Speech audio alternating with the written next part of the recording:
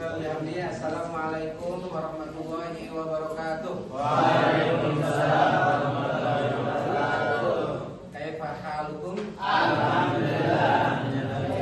Kaifa asbahtum? Asbahna khairan. Madza darasukumul an? Darsul usul. Ya, teman sekalian, pada hari ini adalah materi pelajaran usul fikih. Insyaallah sekarang kita akan membahas materi usul fikih, yaitu kaidah ke-26 dengan tema tasarruful imam ar-ra'iyati manutun bil maslahah. Kebijakan pemimpin terhadap rakyatnya harus berdasarkan maslahah. Sebelum kita lanjutkan kepada pelajaran selanjutnya, mari kita lihat sebuah tayangan video. Kira-kira apa pendapat kalian terhadap pandangan video tersebut?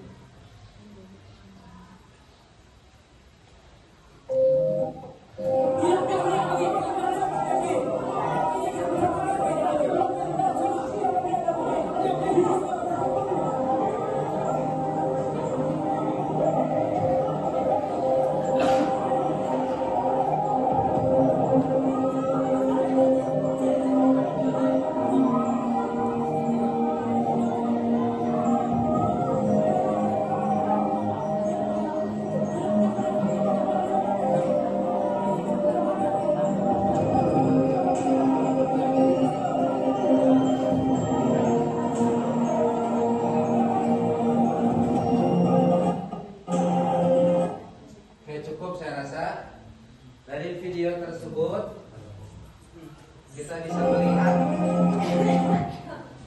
bahwa rombongan Satpol PP di Sidoarjo yang sedang mengamankan pasar, lapak-lapak yang tidak berizin di pasar. Tadi judul kita pada pagi hari ini sudah dijelaskan bahwa tasarruful imam ala ra'iyati manutun bil maslahah. Kebijakan seorang pemimpin terhadap rakyatnya harus berdasarkan maslahat. Ada sebuah permasalahan. Jika kalian menjadi seorang pemimpin di sebuah daerah, jalanan macet, tiap hari orang mau kerja juga susah karena banyak pedagang yang berdagang di tengah jalan. Kita ketahui bahwa mereka juga butuh berdagang untuk menghidupi keluarganya. Kalau kalian menjadi pemimpin, apa yang akan kalian lakukan? Membiarkan pedagang berjualan di pasar dengan membiarkan jalanan macet, atau menutup lapak? Sebagai seorang pemimpin, mana yang lebih maslahat menurut kalian? Coba Dimas, Adi, apa yang akan dilakukan sebagai seorang pemimpin?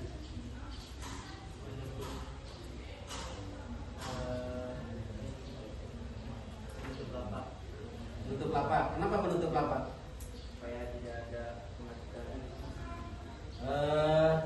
Kelompok Firdan setuju dengan menutup lapak, orang pasar tidak berjualan, atau bagaimana?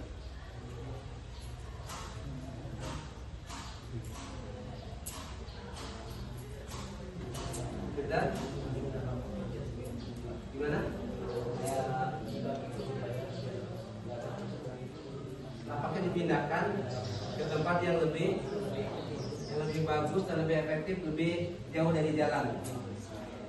Kelompok 1 Azam, biarkan saja mereka berdagang di jalan atau memindahkan lapaknya. Kalau Azam jadi seorang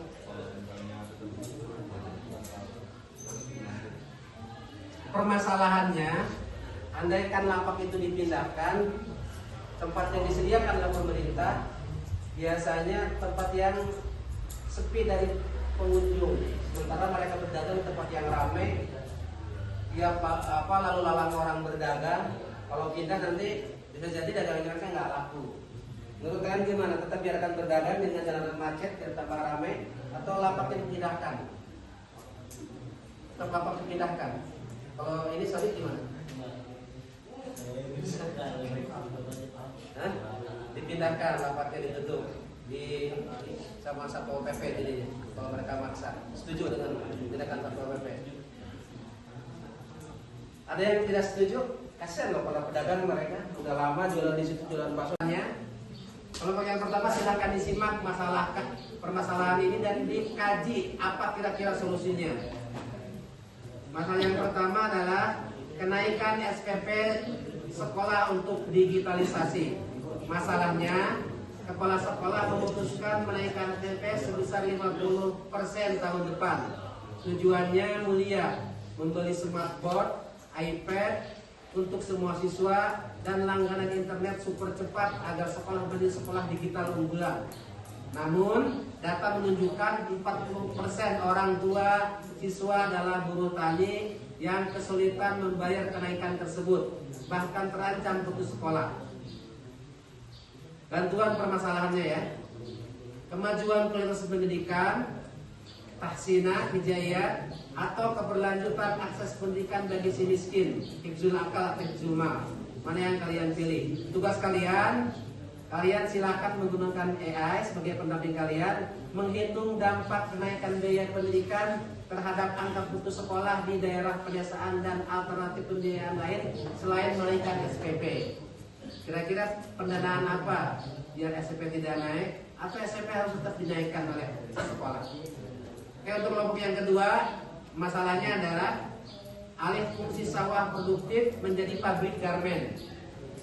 Masalah, Bupati mengeluarkan izin pembangunan pabrik tekstil raksasa di atas 1000 hektar sawah produktif yang selama ini menjadi lumbung padi.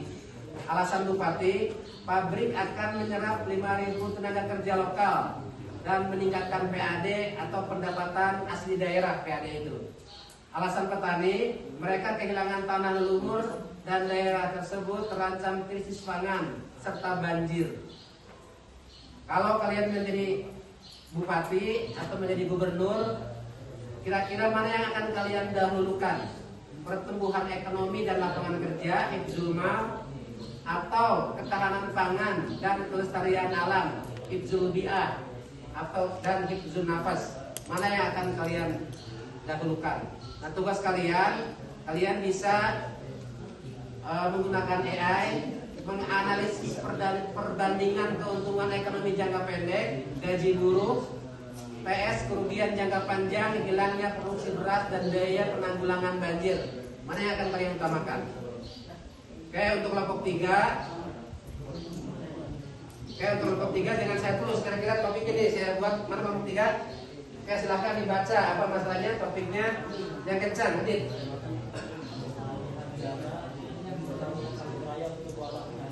Kurang kencang bacanya. Masalah. Sebuah provinsi sedang membangun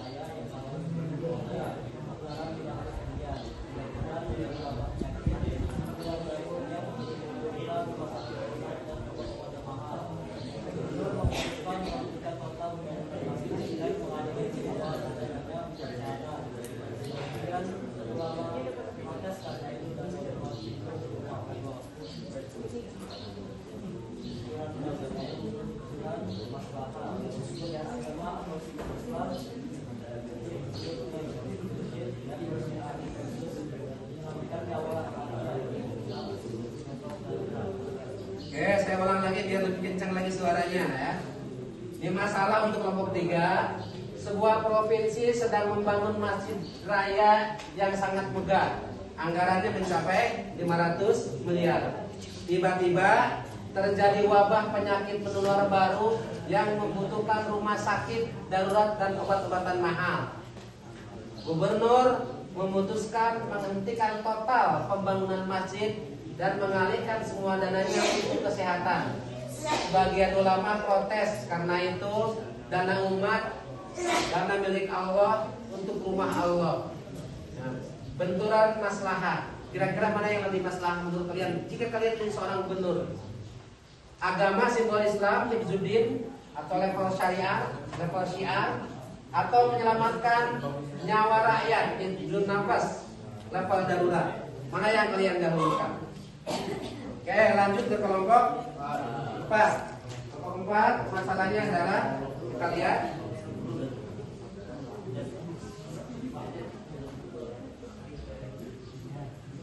Nih, nomor 4 masalahnya pemblokiran total media sosial saat kerusuhan. Masalahnya terjadi demonstrasi yang besar berujung anarkis karena provokasi berita bohong hoax di media sosial. Presiden memutuskan mematikan total internet dan memblokir semua salurannya. Memblokir semua saluran medsos di wilayah tersebut selama 3 hari. Akibatnya kerusuhan mereda tidak ada demo lagi, tetapi bisnis online mati total dan warga kesulitan berkomunikasi dalam keadaan darurat. Benturan maslahat. Jika kalian menjadi seorang presiden atau pemimpin, mana yang kalian dahulukan? Keamanan negara dan mencegah fitnah dengan mematikan handphone, atau hak informasi dan ekonomi digital dengan tetap membiarkan internet tetap berjalan dan masyarakat tetap melanjutkan kebutuhannya. Tugas kalian adalah menyajikan data kerugian ekonomi akibat pemadaman internet atau potensi kerugian jiwa jika kerusuhan meluas. Mana yang kalian dahulukan? Kelompok 5, masalahnya adalah relokasi paksa pemukiman bantaran sungai. Masalahnya, setiap tahun kota mengalami banjir besar yang menelan korban jiwa. Penyebab utamanya adalah penyempitan sungai akibat pemukiman liar. Wali kota memutuskan menggusur paksa 500 kakak di bantaran sungai untuk pelebaran sungai atau normalisasi. Warga menolak karena relokasi atau rusunawa jauh dari tempat kerja dan sekolah anak-anak mereka. Benturan maslahat. Kalian akan memilih mana? Keselamatan seluruh warga kota, masalah aman, atau kenyamanan dan hak tempat tinggal 500 kakak, masalah kosong. Mana yang kalian utamakan? Tugas dengan AI, minta merancang skema relokasi. Minta AI merancang skema relokasi yang paling manusiawi berdasarkan studi kasus penataan sungai di negara maju, misal Jepang atau Korea. Oke, dengarkan. Yang kelompok 6, izin konser musik internasional demi devisa. Masalahnya adalah Menteri Pariwisata memberikan izin konser grup musik luar negeri yang sangat terkenal untuk menarik turis dan devisa negara triliunan rupiah. Namun grup musik ini dikenal sering mengkampanyekan gaya hidup bebas. Contoh misalkan LGBT ataupun alkohol bebas di panggung. Ormas Islam menuntut izin dicabut demi menjaga moral bangsa. Seandainya kalian menjadi gubernur atau menjadi menteri pariwisata, kelompok 5, kelompok 6 ya. Mana yang kalian pilih? Keuntungan ekonomi negara, hifzul mal, atau penjagaan nilai moral dan agama, hifzuddin, hifzun nasal. Tugas, minta kepada AI menganalisis dan bagaimana jika kawan ingin menaikkan digital ini, tapi harus menaikkan SPP-nya menjadi 50%. Sedangkan 40% dari siswanya adalah buruh tani yang keberatan untuk membayar SPP. Solusi dari kami adalah mengambil jalan tengah, itu menurunkan kenaikan biaya SPP. Jika orang tua itu masih kurang mampu, solusinya itu tidak menaikkan SPP-nya. apa solusinya? Solusinya adalah mengambil jalan tengah, yaitu menurunkan kenaikan biaya SPP. Jika orang tua itu masih tidak mampu, solusinya adalah tidak menaikkan biaya SPP. Itu tetap menurunkan dong. Menurun apa naikkan? Menurunkan biaya. Jadi solusinya adalah malah diturunkan bukan dinaikkan.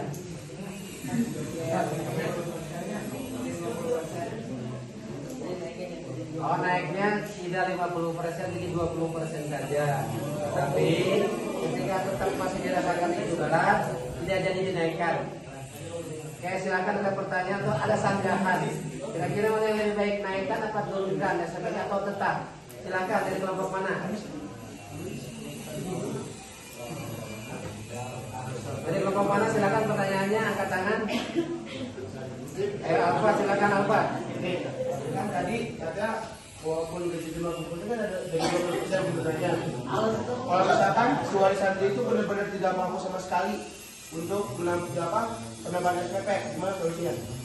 Yang menaikkan SPP-nya. Solusinya apa?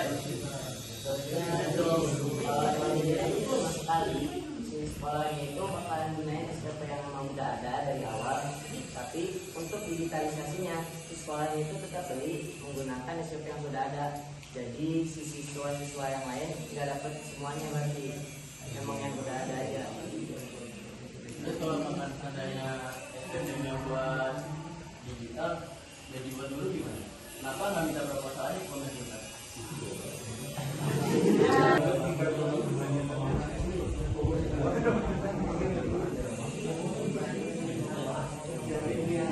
Disuruh buat minta proposal ke pemerintah, sekolah itu mungkin akan minta juga ngajuin ke pemerintahnya.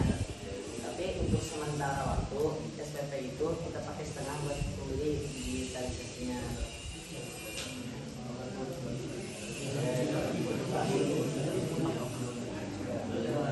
Oke, cukup bagus, tepuk tangan untuk kelompok 1.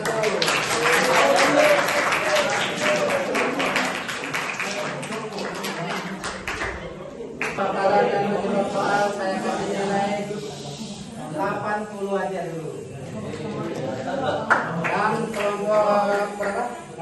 Kelompok 4 dapat nilai dari pertanyaan 20.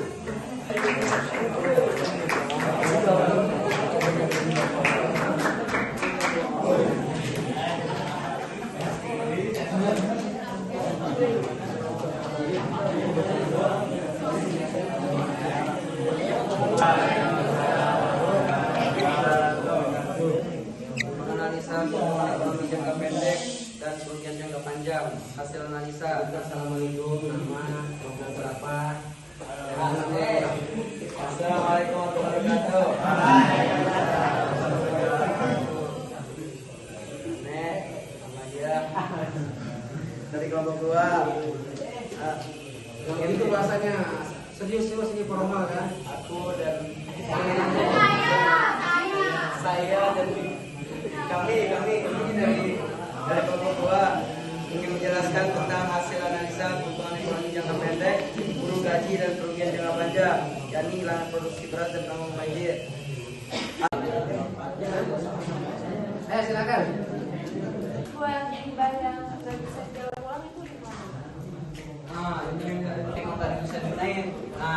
Ntar kalau udah kumpul sampah yang sampah limbah buang yang di tempat yang khususnya yang nggak bisa digunain itu, ntar diantar buang keluar lah atau kemana, dia bukan di daerah situ. Oh, dari kelompok ini silakan. Cuman limbah pabrik itu nggak berbentuk tekstil doang ya. Contohnya kayak polusi udara itu kan mengganggu juga coba. Nah, emang sebenarnya mau diapain?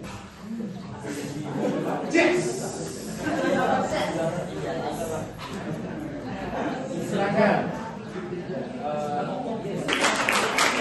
Jangan lupa untuk menyampaikan siapa kalian, salam pertama, siapa kalian dan dari kelompok mana kalian datang. Jadi kalian ketika maju ke depan tidak membawa nama pribadi. Misalkan Assalamualaikum warahmatullahi wabarakatuh. Saya Firdan dan di samping saya Pandi. Kami dari kelompok 2 akan memaparkan materi terkait dengan limbah pabrik pembangunan oleh Bupati atau rencana pembangunan Bupati untuk alih fungsi sawah. Terus kemudian ketika menyampaikan materi, seorang pembicara juga dengan terus melihat buku terus. Lihat buku, nggak melihat audien. Lihatlah audien sekali-kali. Dan harus kalian yakin. Jadi sudah kalian malu-maluin, harus yakin aja dengan apa yang kalian sampaikan. Yakin. Terus ketiga, pembicara nih yang perlu mendominasi dan ngasih kesempatan kepada pembicara yang kedua. Terus bicara atau peserta diam aja, senyum-senyum aja. Serius ya. Ada kalanya serius, ada kalanya kita. Ada kalanya serius, ada kalanya kita santai. Ini adalah, ingat, ini adalah forum ilmiah. Oke, silakan nilainya ya. Untuk nilainya kelompok 2 75. Tepuk tangan buat kelompok 2.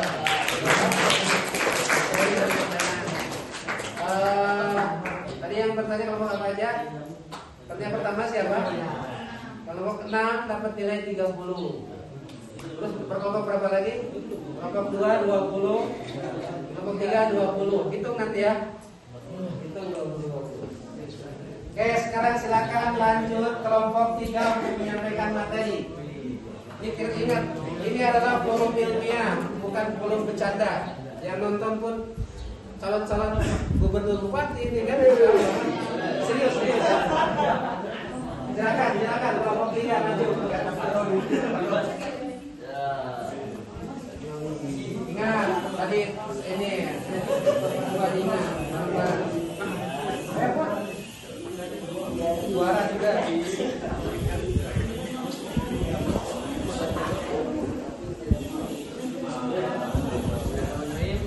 Assalamualaikum warahmatullahi wabarakatuh. Waalaikumsalam warahmatullahi wabarakatuh. Puji syukur kepada kehadirat Allah Subhanahu wa taala yang Maha Pengasih lagi Maha Penyayang dan juga yang selalu menuntun hambanya dalam melewati segala kesulitan.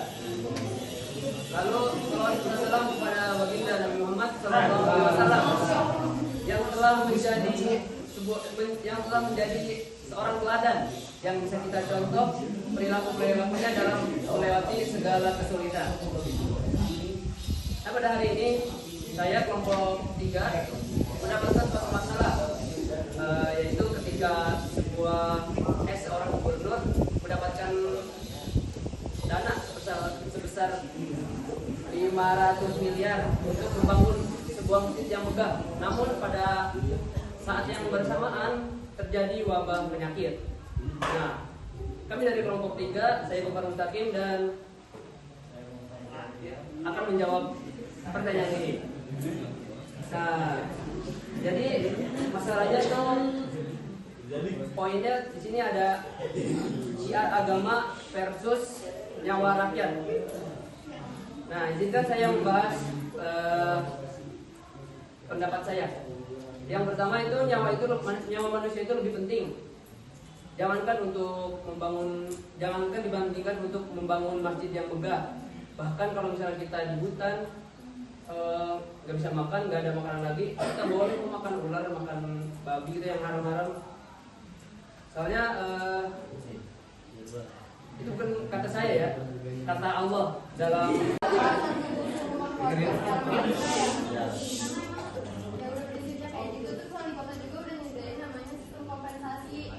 jadi kita nyediain rumah sewaan gitu atau enggak transportasi sewaan gitu ke sana. Jadi mereka masih punya tempat tinggal gitu loh, bisa direlokasi. Mata pencarian ada bangunnya ada juga. Cukup aja, silakan lanjut. Dipindahkan akan diberi pekerjaan. Dengan apa pemerintah menjamin kalau seandainya penduduk di situ bisa mendapatkan kerja dengan mudah, sedangkan Gibran gitu bilang dia itu ingin membuka 19 juta lowongan pekerjaan, tapi sekarang ada apa? Boleh bantu. Pertama namanya dia sampai sekarang. Kalau ya kalau ada itu cinta sama boleh jawab silakan. Kita bilang kita mau pindah ke rumah sakit, orang-orang itu kita tempat pekerjaannya dia. Tapi kan dia juga bilang kan mau diganti juga pekerjaannya. Itu kan nelayan, ya nelayan. Kita kan pindahin nelayan ke sungai yang bagus lebih baik lagi. Kan itu kan sempit sungainya. Kita pindahin ke sungai yang emang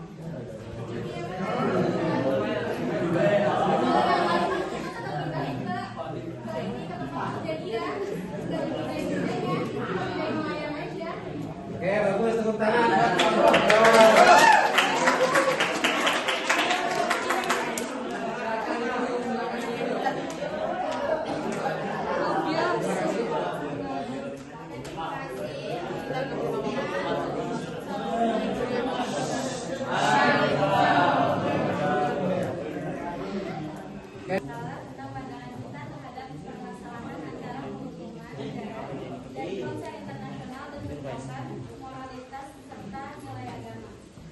Pemerintah harus menerapkan prinsip syariah, yaitu menolak kerusakan lebih diutamakan dibanding dengan mencari manfaat.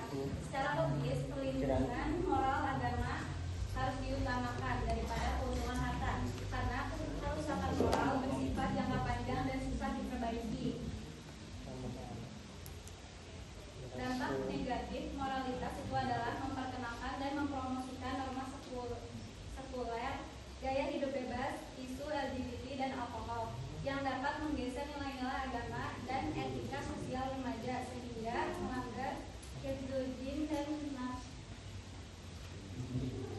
Dampak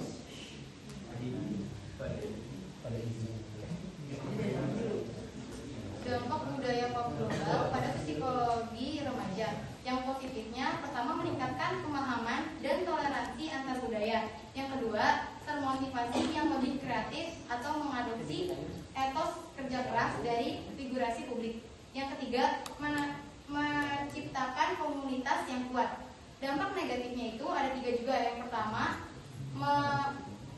memiliki tekanan psikologis rendah diri dan perilaku konsumtif. Terus yang kedua, ketidakmampuan mengintimidasi tanpa menyaring. Yang ketiga, pergeseran nilai dan moralitas. Seandainya diadakan, maka harus dibuat sistem perizinan. 1. Yang menyertakan keluasif, pembatalan atau denda berat jika artis melanggar kode etik seperti di Malaysia. Yang kedua, membatasi lokasi dan waktu agar tidak mengganggu ketenangan ibadah dan melarang penjualan alkohol sama sekali. Relevansi dari Quran Surat Al-Kahf ayat 56 menerbitkan izin konser tanpa regulasi ketat yang berpotensi merusak moralitas publik adalah bentuk kerusakan pasar. Pemimpin wajib mencegah pasar tersebut meskipun ada potensi keuntungan ekonomi. Cara negara lain seperti Qatar dan Malaysia mengatur konser asing agar tak sesuai norma moral. Negara-negara mayoritas muslim besarnya menerapkan regulasi ketat dan memastikan aktivitas tersebut berjalan sesuai nilai-nilai moral dan norma sosial lokal. Reguler di Qatar menerapkan pelanggaran konten eksplisit seperti mempromosikan LGBT, seks dan alkohol. Yang kedua, aturan disable, membatasi volume suara di tempat umum. Yang ketiga, dukungan budaya lokal. Terus diregulasi di Malaysia itu yang pertama, kode etik penampilan seperti melarang pakaian yang terlalu terbuka, perilaku tidak senonoh, dan isu sensitif. Yang kedua, pembatasan sponsor. Dan yang ketiga, pemantauan untuk memastikan kepatuhan. Pemisahan penonton juga keadaan menjadi pertimbangan untuk menghindari percampuran yang melanggar norma. Dan terima kasih. Wassalamualaikum warahmatullahi wabarakatuh. Ada yang ingin bertanya? Langsung ya soalnya. Kesimpulannya, kita setuju diadainya itu Musikop karena untuk memajukan UMKM dan memperkenalkan Indonesia kepada budaya luar kan. Tetapi kita harus membuat regulasi yang ketat kayak di Qatar dan di Malaysia dengan tidak mempromosikan LGBT, terus mengawasi idolnya itu selalu kayak idolnya tuh nggak boleh terlalu dengan pakaian terbuka, terus nggak boleh waktunya juga ditentuin, nggak boleh terlalu malam, soalnya bisa mengganggu masyarakat setempat. Oke, silakan pertanyaannya langsung. Setuju katanya tetap konser ini bisa jadi Gaga sama Coldplay. Silakan. Yang bertanya, ambil poin. Ambil poin, saya yang mau ambil poin. Kita yang mau ambil poin ini. Yang paling rentan nih kasih pengumuman. Kalau ada yang nampilin yang melanggar saja. Apa? Ada pencet suaranya. Kalau ada yang melanggar nih, artisnya dia melanggar. Dia diapain? Apakah dia? Coba oleh sama siapa ya syarat itu kan tadi udah ditetapin kan. Jadi si artis itu kayak udah diskusi dulu nih sama pariwisata, pemimpin pariwisata Indonesia si Sandiaga Uno. Udah didiskusin. Jadi kamu nanti nggak boleh ini ya, nggak boleh kayak gini, nggak boleh kayak gini. Kalau seandainya kamu melanggar, hukumannya itu ya bisa penurunan kayak nanti bagi hasilnya tuh lebih gede ke pariwisatanya gitu contohnya. Yang ini penontonnya. Penonton melanggar. Ya, Penonton melanggar.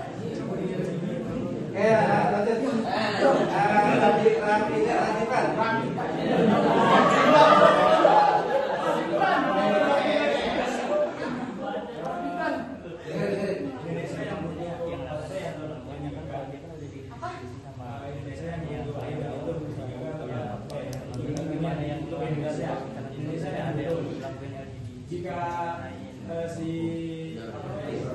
artis atau si manajernya tidak memenuhi atau tidak ingin mengambil kesepakatan dengan si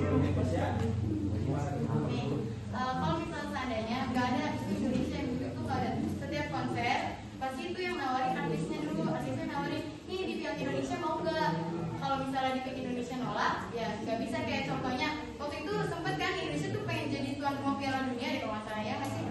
Nah terus tiba-tiba batal kan, negara Indonesia tuh nggak mau karena katanya ada Israel kan, Israel itu serta dalam Piala Dunia. Terus akhirnya nggak jadi kan, bener gak kayak gitu? Kalau salah mau dikoreksi. Jadi kalau dalam konteks misalkan Kalau misalnya misalkan, terus tadi apa manajernya nggak setuju, berarti kena dong. Aturannya. Nggak setuju aturannya. Indonesia nggak mau, mereka nggak mau terima.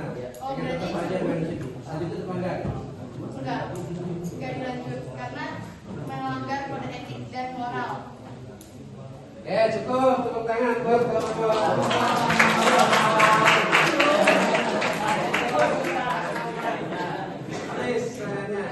Oke, untuk kelompok 6 dari segi paparan saya lihat nih paparannya dipersiapkan dengan baik, dengan bagus paparannya. Kemudian dari penyampaiannya juga bagus, lancar, percaya diri sih mesti. Enggak? Untuk kelompok 6 saya kasih nilai 95. Bagus tadi kan? Disiapkan makalahnya dengan bagus. Gimana Yusi menyampaikannya? Percaya diri, bagus. Kita objektif aja. Berapa tadi? Nilainya 95 nilainya. Oke, jadi sekarang untuk kita skor terakhir. Anak-anak sekalian, untuk materi pada pagi hari ini kita cukupkan. Jadi intinya adalah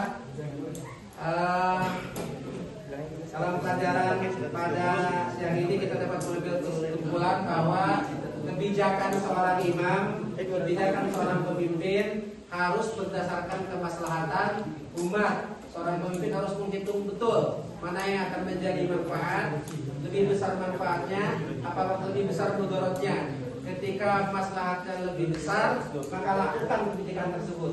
Tetapi ketika mudaratnya lebih besar, maka kebijakan tersebut harus ditinjau ulang. Itu aja kesimpulannya. Terima kasih banyak. Allahumma fiqh wal hadi ila sabili rasyad. Assalamualaikum warahmatullahi wabarakatuh.